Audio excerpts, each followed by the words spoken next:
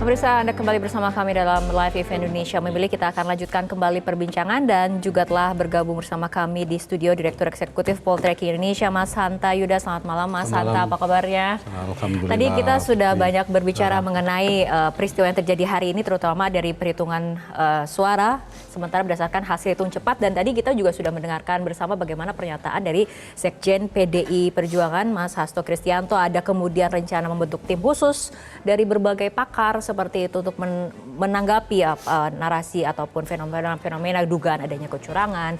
Kemudian tadi juga Pak Hasto juga sempat menyinggung mengenai kualitas pemilu pasca reformasi di pemilu 2024 kali ini. Mas Hanta mungkin ada tanggapannya? Pertanyaannya langsung berat ini. Langsung berat. Karena yang terakhir datang saya bawa data quick count, ditanyanya datanya. Pertama data saya belum punya data itu. Tapi proses ini apapun. Pertanyaannya menohok sampai ke ulu hati. Langsung ke ulu hati. Ini jadi nggak kepake data ini. Jadi memang kita harus mengawal semua proses pemilu kita. Jadi apapun ada dua ya, secara demokrasi, secara substansial kita menghendaki pemimpin yang terpilih yang terbaik atas pilihan rakyat. Prosesnya juga harus demokratis, jadi pemilu yang demokratis itu pertama regulasinya, elemennya dulu ya.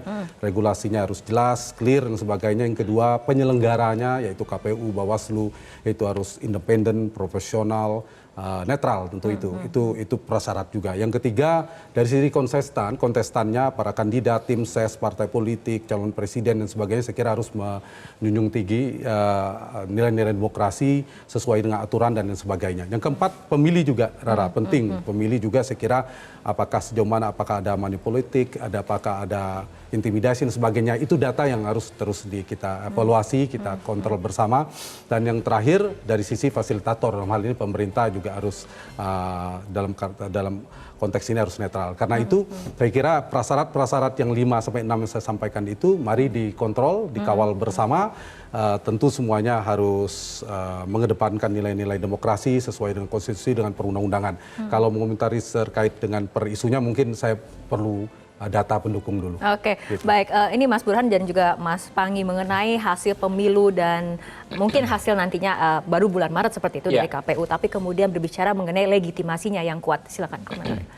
Ya, bagaimanapun kritik Mas Hasto Kristianto, Sekjen PDI Perjuangan, terlepas dari hasil quick count yang mungkin tidak sesuai dengan ekspektasi beliau, tetapi kritik beliau secara substantif harus didengar oleh semua pihak, termasuk pada Presiden Jokowi. Karena bagaimanapun pemilu adalah ajang buat kita untuk mendapatkan pemimpin yang memiliki legitimasi secara kuat. Dan karenanya sekecil apapun kritik yang berkaitan dengan jurdil tidaknya hasil pemilu itu harus dijadikan sebagai bahan koreksi. Dan memang di sana-sini masih terdengar suara-suara seperti yang disampaikan oleh para sivitas akademika berkaitan dengan netralitas aparat, berkaitan dengan praktek kecurangan, meskipun saya yakin ya, mungkin kecurangan tersebut tidak sampai mengubah hasil secara masif, karena kemenangan paslon 02 terlalu jauh untuk dikejar.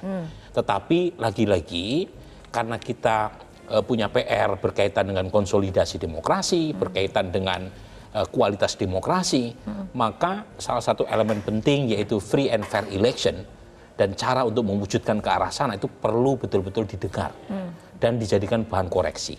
Dan saya yakin semua pihak harus melakukan itu. Karena kan kita sedang berjuang nih ya untuk mengembalikan indeks demokrasi kita yang merosot.